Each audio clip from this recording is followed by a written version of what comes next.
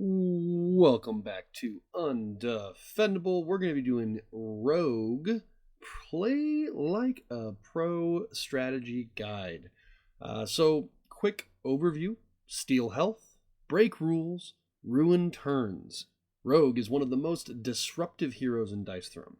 She's a high-tempo mid-range brawler who drains health, burns CP, and controls your opponent's roll phases.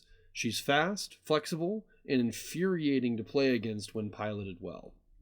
So what we're going to go over in the video is how to manage her tokens, smart strategies, when to be aggro versus when to be more mid-range, CP management and tips, and then ways to just kind of ruin your opponent's offensive roll phase. So let's do a quick overview of her abilities. They are all let's do the leaflet first. So very strong ability and influence, stack limit of 3. It's a negative status effect. So this is a token you put on your opponent. A player affected with this token must roll 1 die at the start of their offensive roll phase per token. For every 1 to 3 rolled, they get 1 fewer roll attempt, then remove all of these tokens. So ideally, you want to get up to 3 of these on your opponent. And then when they go to start their offensive roll phase, they need to roll a die. And if they roll a 1, they get 1 less roll. If they roll a 2, they get 1 less roll. If they roll a 1, 2, or 3 again, they actually skip their entire turn. So if you have 1 on them, they could only have 2 roll attempts if they do not roll a 4, 5, or a 6. Very strong ability, very good at controlling your opponents. Now, Ionic energy is kind of like Rogue's passive ability, which is down here. Actually, it is her passive ability. When damage is successfully dealt to you from an attack, that is very important. It has to be from an attack. It can't just be like random damage, like Thor throwing his hammer, right? From an attack, you gain Ionic energy. On 6 or less damage, you gain 1. On 7 or more damage, you gain 2, which is basically you're just flipping this coin over, right? And it's a stack limit of 4. And this is your damage modifier. So a player with this token may choose to spend it to add the indicated number of damage to their attack. You may only spend up to 2 tokens per turn. Alternatively, pay 1 CP to spend up to 4 tokens this turn. So ideally, your board would look like this, right?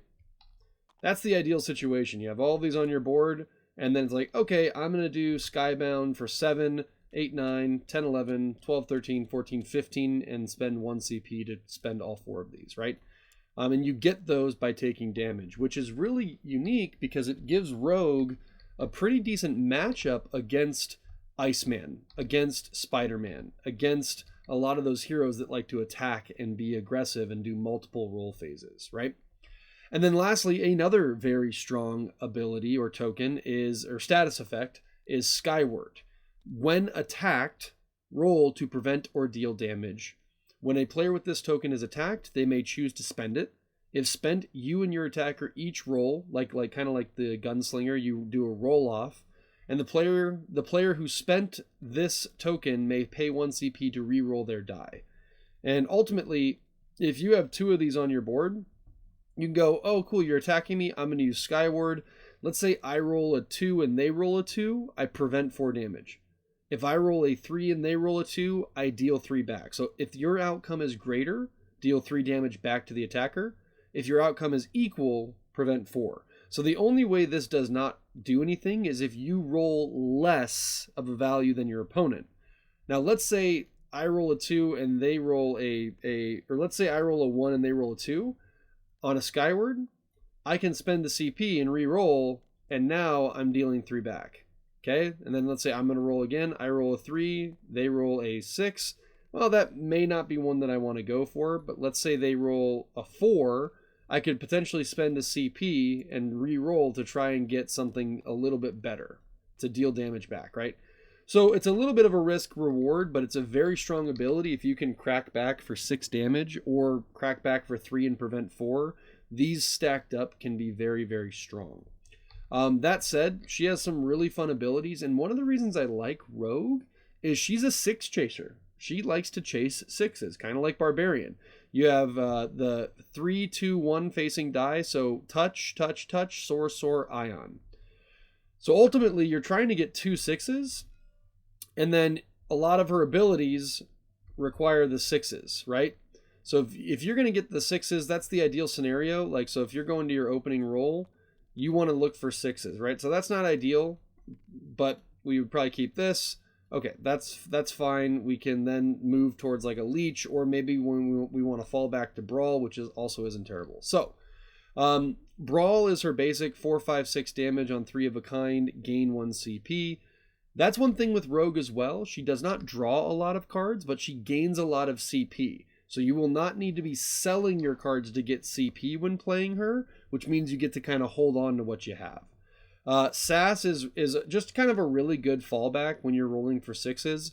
When you get your 6s, you're ideally going for Skybound, but a lot of times you'll use Sass as a fallback, which is still pretty good. You gain a CP, you inflict influence, so potentially preventing your opponent from another roll attempt, and you deal 3 undefendable. We already went over the passive. Leech, this is kind of deceptive. You can use this as a fallback, but this is not an ability you want to necessarily chase. This is a life-stealing ability, meaning it cannot be modified. So you cannot use Ionic energy on this. So ultimately, you would gain Ionic energy and roll a die, and whatever you roll, the symbol, you would steal that much health. You may spend 1 CP to increase the value of this die by 1. So ideally, if you do get that, you roll, okay, that's the ideal situation. I steal 4 health, and I gain an Ionic energy. So I would actually have gained 2 there from that ability. But I cannot use these on Leech because stealing health cannot be modified. But a lot of times you're going to roll a 2. It's like, oh, crap. Okay, so I just steal 2 health, I guess, right? So it's not a great ability. It's not a very consistent ability, but it does give you good fallback potential. Or if you do get stuck, it's something you can find. What you'll really notice, though, is if you have Leech, you're probably going to be really close to getting a straight, which is her beatdown card, or her beatdown ability. So this is her best ability in Skybound. You gain a CP, you gain a Skyward, which is the defensive ability to hit back or prevent, and then you deal 7 damage, which is really, really good value. If you don't get Skyward, a lot of times you're going to be falling back to either Sass or your straights. And your straights are really good, right? Because you got to remember, with your Ionic drive, you're going to be building up these damage explosions, right? So like a lot of turns, you may have something like this, and you get the absorption, and you're going to inflict an influence, and then you're going to add 3. So that's actually 10 defendable damage right there, right? So something to note is a lot of times if you're building up the Ionic drive, all of these should be adding roughly 2 to 3 damage so that you can unload them on your opponent. And her upgrades are absolutely busted, which we'll go over. Skybound is your chase. This is the one that you want to roll for every single turn if you can, using Sass, small straights as your fallbacks. If the dice just are not working for you and you're not getting 6s, you're likely going to find your straights, your leeches, and your brawls from there.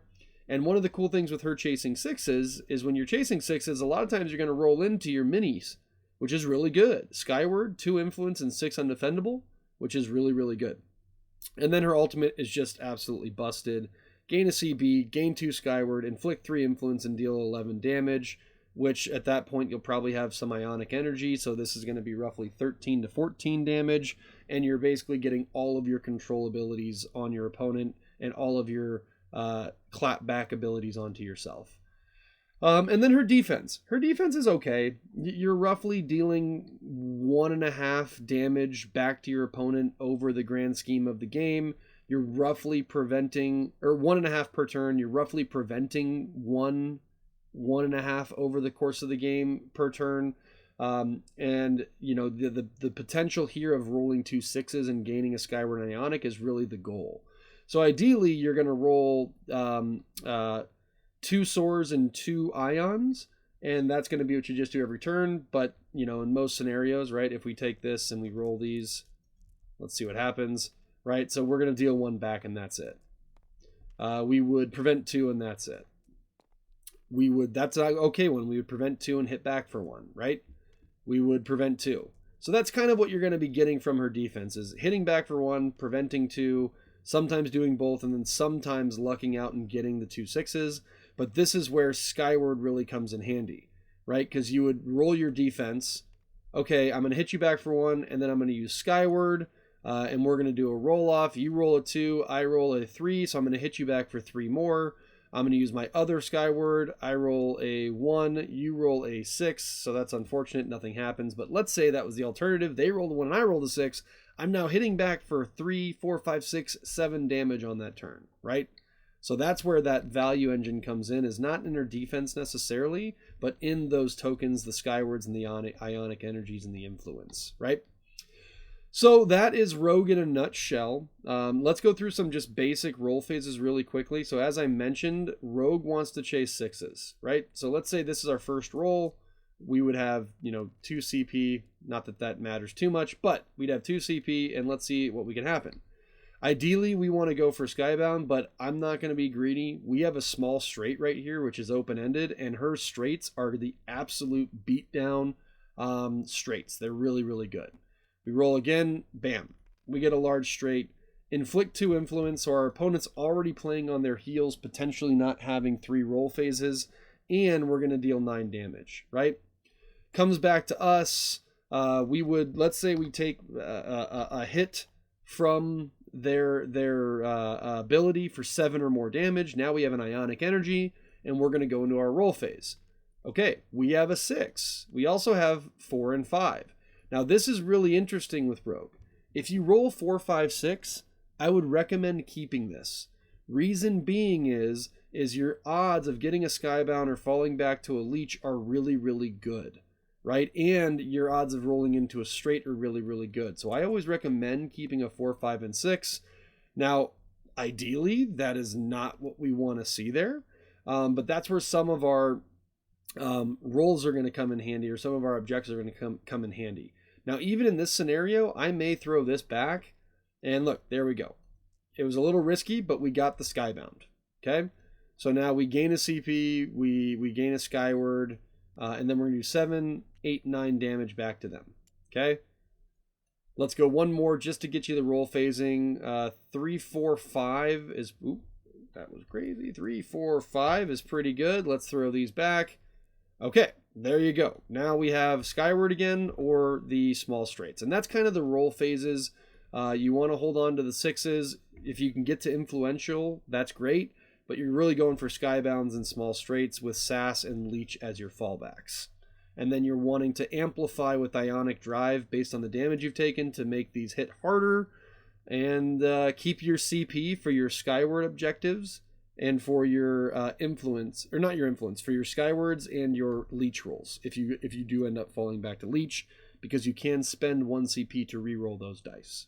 Now, let's go over her upgrades, because I think almost all of these are busted. If you can get influential too, this is, normally I'm not a fan of upgrading the mini, but this one is just really strong because you do chase a lot of 6s. And as you can see, a lot of 6s are going to be on your cards. So this one actually turns out being pretty good, because I believe once you get this on the board, if you have 2 6s, let's say you have 2 6s in your opening roll, it is now virtually impossible for you to whiff. If you throw these back, it is virtually impossible for you to whiff at this point, right? There you go. We got influential. But let's just do that one more time. Let's roll. Okay, right? So I have Skybound, right? I have Sass. I have... that would be one in a scenario where if I didn't upgrade this, I would be whiffing at that point. But now that I have it upgraded, I am not whiffing, right? So if you can upgrade this, and it makes sense, you virtually prevent yourself from, anytime you have 2 6s, you prevent yourself from whiffing. There's Skybound again, right? So that's why I would recommend that upgrade. Another really strong upgrade is her straights. You're going to want to be doing this. If you find this, you're going to upgrade it immediately, because it literally adds an additional influence to each of these rolls, which is absolutely busted. Absolutely busted. Another upgrade, since this is your chase card, Skybound, again, absolutely busted. She doesn't draw a lot of cards, but a lot of her cards are very, very strong. That's one thing you want to know. They're very, very strong. You get an additional CP and an extra damage, but it unlocks To the Clouds, which gets you an additional CP on top of that and an additional damage, right? So that is also a very, very good upgrade if you find it. I would say amongst all of these, the defense is okay. It's not one that you need to prioritize for 3 CP. If you have a crap ton of CP and a lot of cards, you could definitely upgrade this. But this is one that doesn't really need it. It's good, but it's not busted. This is actually a relatively good upgrade as well for 2 CP, because you automatically gain the CP when you upgrade this, and you have the opportunity to inflict influence. And with your Ionics on board, these can actually be relatively good value. What it also gives you is the Mind Over Matter upgrade, which is basically your small straight, your unupgraded small straight. So then you don't really have to fall back for leech if you don't have what you're looking for. You can just do this Mind Over Matter, which is a lot better value. And then SAS is really good. It's a great upgrade. What it does is it adds an undefendable, but again, it unlocks your underdog ability, which gives you influence, CP, and then 5 undefendable damage. So just making your fallbacks that much stronger. Okay, and then let's go over her cards real quickly. All of these, again, are really, really good. Let's start with Sugar. So Sugar, change the value of any 1 die that was rolled as a result of influence or Skyward. So if you inflict this on your opponent, you basically are preventing them from doing an additional die roll if they have influence on them. If you have Skyward, you're basically saying, I'm going to prevent 4 or deal 3 back to you with this card. That's what this is. That's just a really, really good card. Remy's Kiss. 0 CP, inflict an influence and draw a card. This is an automatic play immediately because it is that good. Ionic Intensity. Increase Ionic energy stack limit by 1. Okay, so now instead of having 4, you get 5, and you can play 5. Well, you can play up to 4 tokens this turn, so you can't play all 5, but you get your stack limit increased with the Ionic Intensity, and then you get to gain whatever you would roll 4 dice, and then you get to gain whatever you roll from that, which is really, really strong. Head in the Clouds, busted, gain a Skyward, and an Ionic Energy. This can be used on your defensive roll phase, which is going to be fantastic because you can gain Skyward to prevent or deal damage back, and then use that Ionic Energy on your turn coming up. Back Off is extremely good as well. It inflicts an influence. Chosen player rolls dice per influence they are affected with. For each 1 to 4 rolled, steal health. So ideally, Back Off, right? Let's say you roll an upgraded small straight, you inflict 2 influence, and then they do all that stuff. Then you would play Back Off, which inflicts another influence on them, and now they have to roll 3 dice, and anything that's between a 1 and a 4, you steal that much health, right? So let's say we roll 3. Okay, these are not the greatest situations. Wow. Okay, there you go. So I would steal 2 health right there from that card, and plus the influence that's on them. Really, really strong card. Southern Belle, really good at getting your Ionic Energy up quickly. Sweet Tea is you may spend up to 4 Ionic Energy this turn, so you don't need to spend the CP to do that. And then Cloudy, play this card after a Skyward token has been resolved to double its effects. So ultimately, in that scenario, let's say you have 2 Skywards on you, and you win this roll, and you use that, you're now dealing 6 damage, potentially 9 damage back if you win those rolls and have that card on you as well. So that is really the guide. A couple of tips I would say is CP management. You're going to want to upgrade the high value ones, but use your CP management for your Skywards, because that is going to be one of your strongest abilities. Also use it on your leeches. So and then also you can use the CP to play up to 4 tokens from this and clear your board. Upgrade your abilities only when you can afford to play aggressively afterwards, not just for the stats, right? So don't just do it just cause, do it strategically because you know that you're going to be rolling into those abilities, right? Another pro tip for Rogue, keep your sell count down. What I mean by that is you do not need to sell a lot of cards when you play as Rogue because you're going to be gaining a lot of CP from your abilities. So do not sell cards. The less you sell, the more Rogue is going to shine. I would say you really want to keep your selling cards under 2 cards per game if possible.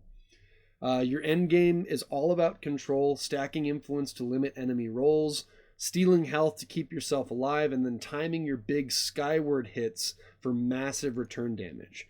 When you hit 2 to 3 influence on your opponent, hold your dice mods, then you use them for this as the kill window, forcing them to whiff their entire turn. Often ends in the game on it basically ends the game on the spot.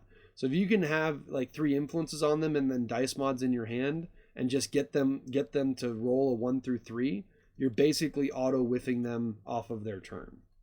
So who is she strong against? She tends to be strong against heroes that like to hit more than once. So Spider-Man and Iceman, right? I wouldn't say she's like strong against them, but she's going to be able to build up this Ionic thing to get the bonus damage back a lot quicker against those heroes.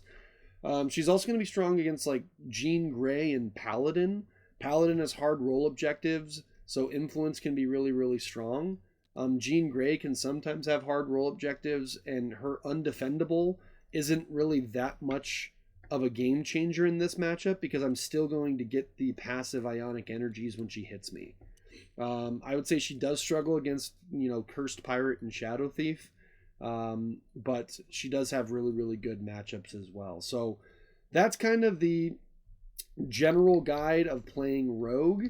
If you like to steal health, control your opponent, choose when you want to go mid-range and choose when you want to be aggressive, I think, and then chase sixes, I think Rogue is a good fit for you. So don't be afraid to like, comment, and subscribe. Leave some notes down below. If Rogue is one of your top 3, let me know. And I appreciate you guys watching. Have a good night.